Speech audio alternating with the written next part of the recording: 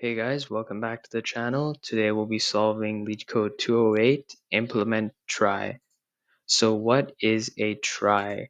A trie is a special tree data structure that is also known as a prefix tree, and it's used to store strings efficiently, and it has various functions such as inserting, searching, and searching for prefixes. And it's widely used in the realm of searching and search engine autocomplete systems. So why would we use a trie to store our strings over just storing them in an array? So I'm going to explain to you in the explanation why it's more efficient, but I'll just give you a brief overview of why. So when we're searching a string for a word, in the worst case, we have to look through the entire array. But within a trie, in the worst case, we're going to have to look through the length of the word. And the time complexity of implementing or just doing anything in a trie or searching in a trie is going to be O of n, where n is the length of the word. And the overall time complexity is going to be O of n. And the space complexity is also going to be O of n because we're storing all the words. So to start off, I'm going to explain how the trie data structure works. So we're going to have a node called a trie node, and at every trie node, we're going to have a hash map that's going to hold the children, and we're going to have a variable called end, which is going to tell us if this specific node is the end of a word. So the way this is going to work is we're gonna have a root trie node, and it's gonna have our hash map, and there's gonna be values in this hash map. For example, we could have uh, A, B, C, D, E, and then this hash map is going to store more trie nodes. So for example, A could hold another trie node like this, and that trie node could have another hash map. So it could have three, for example. So it could have P, it could have A again, it could have C, it could have D. And if this P could have another trie node, and as you're starting to see, let's say if we have P, then we've made the word app, and we're storing the word app in this trie node. And if you keep looking, we can make more words. So we could have, for example, if the length of this trie node was just one, we could have A, and then we could have another one, T. But what if we had a another word that starts with E? So if we have, I don't know, this is not a word, but we could have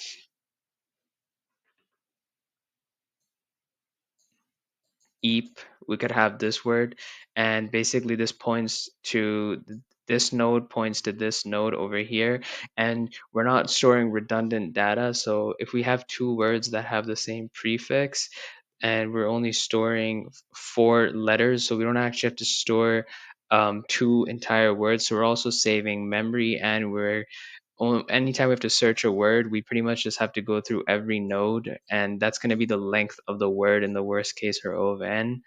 And if we want to know if this is the end of a word, we're gonna have a variable, and we can just say this is the end of the word. So we can mark this in red. So if we're searching and we weren't looking for eat, so we could search through this, and basically when we reach here and we check, is this the end of the word? If it is, and we'd return true because we found the word we're looking for, eat. But what if we wanted to know if there was a prefix ea in here? We could return true if this was a prefix, but if you wanted to look for the word ea and there wasn't an end of word variable set to true here, that would return false because that's not a word, it's only a prefix.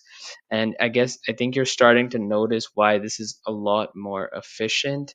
So basically searching is going to be O of n, and constructing the tree is going to be O of n. searching for a prefix is also going to be O of n, and that means that our overall time complexity is also just going to be O of n, and our space complexity is going to be O of n as well. Before we implement our try class, we're actually going to implement the try node class, and it's only going to have an initializer function which is going to initialize two variables. One is going to be children, and it's going to be initialized to an empty hash map, and it's going to hold all the children try nodes. And we're going to have a variable end, which is going to tell us if this is the end of a word. Now we're going to implement our try initializer, and we're going to set the variable root to a try node. So this is going to be a try node, and it's just going to be initialized with these two variables. And then we're going to insert. So for our insert function, we're going to initialize a current variable, which was going to be our iterator, to the root. And then we're going to iterate through the word's characters, the word that we were passed in. And if this character is not in the children of our current try node, then we're going to add it to the children of our try node. And we're going to initialize it to an MG try node. So basically every character is going to be represented by a try node, and the way we know which character it is by the key, and the value is going to be the next few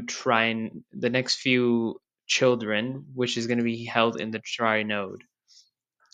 But if it's already in the children, then we're going to set our current variable to it so we can keep iterating. And since this is an insert function, once we've inserted our word, and at the end of the for loop, we're going to set the end variable of our current try node to true. Now, what about if we're searching to the try node? Well, it's actually going to be very similar. Pretty much the only difference is going to be that if a character is not in our try node, we're going to return false instead of adding it. But if it is, we're just going to keep iterating.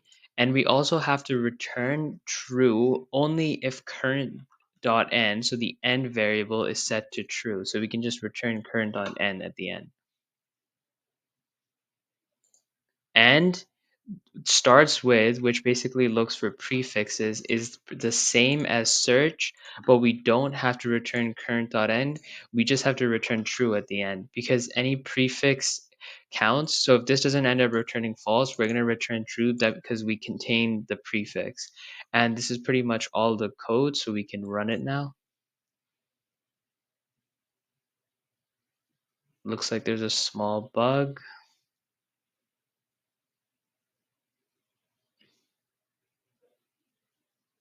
So